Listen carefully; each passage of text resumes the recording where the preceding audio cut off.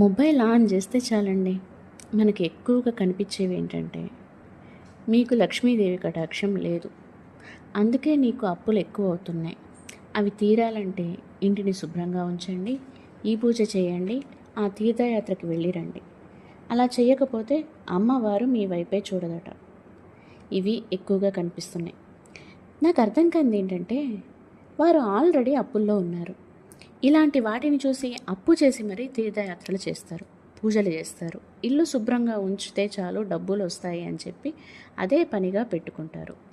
దీనివల్ల వారికి అప్పు పెరుగుతుందే కానీ తగ్గదు. మన పరిసరాలను, మన దేహాన్ని పరిశుభ్రంగా ఉంచడం అనేది చాలా మంచి పని. దానివల్ల మనసు ప్రశాంతంగా ఉంటుంది, ఎంతో కొంత ఆలోచన శక్తి అనేది వస్తుంది. కానీ అలా వచ్చిన ఆలోచనలో ఏదో ఒకటి ఆచరణలో పెట్టగలిగితేనే కదా ఎంతో కొంత ఉపయోగం ఉండేది.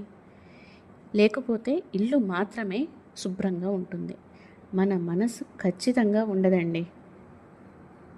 ఈ రోజుల్లో ఒకరిని చూసి ఒకరు నేను ఎవ్వరికీ తక్కువ కాదు అని అనుకుంటూ లేనిపోని వాటికి పోయి కొన్ని ఇబ్బందులు కొని తెచ్చుకుంటారు. అలా అస్సలు చేయకూడదు. ఎంత చెట్టుకి అంత గాలి అన్నట్టు మన సామర్థ్యాన్ని బట్టి మనం నడుచుకోవాలి. కొన్ని ఖచ్చితంగా చేయవలసినవి ఉంటాయి, అలాంటి ఖర్చులను మనం ఏమీ చేయలేము. డాబు కోసం, దర్పం కోసం లేనిపోని వాటిని నెత్తి మీద వేసుకోకూడదు. కుటుంబంలోని ప్రతి ఒక్కరూ పనిచేస్తేనే గడిచే రోజులు ఇవి. ఇప్పుడు ఉన్న ధనికులందరూ ఆకాశం నుండి ఏమీ ఊడిపడలేదు కదా. చిన్నతనం నుంచే వారు కష్టం చేసి డబ్బు సంపాదించి అంతంత వారయ్యారు. చిన్న విత్తనం నాటి వదిలేస్తే సరిపోదు కదా అండి, దానికి రక్షణ కూడా మనమే కల్పించాలి. అప్పుడే అది పెద్ద వృక్షమే మనకి నీడనిస్తుంది. అలాగే డబ్బు కూడా అంతే.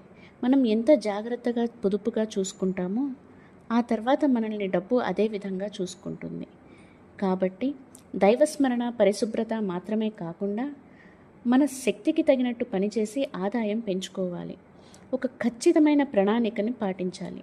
మన పెద్దవారు కూడా అదే చెప్పారు, శ్రమే సంపదకు మార్గం అని. శుభ్రమైన ఇల్లు, దైవస్మరణ మనలో క్రమం, ప్రశాంతతని తీసుకువస్తాయి. కష్టపడి పనిచేయడం వలన మన ఆర్థిక పరిస్థితి మెరుగుపడుతుంది. సర్వేజన సుఖినో భవంతు.